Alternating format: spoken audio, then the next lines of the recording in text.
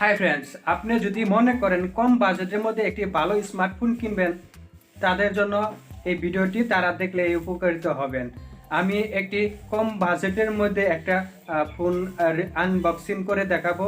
সেটি হচ্ছে Infinix smart 6HD। এই ফোনটি আপনাদের সামনে এখন আনবক্সিং করে দেখাবো।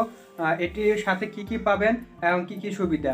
যারা অল্প ইউজার, যারা ফেসবুক, ইউটিউব বা বিভিন্ন অ্যাপস ইউজ করেন, তাদের জন্য এই ফোনটি এই অল্প বাজেটের মধ্যে একদম পেয়ে যাবেন।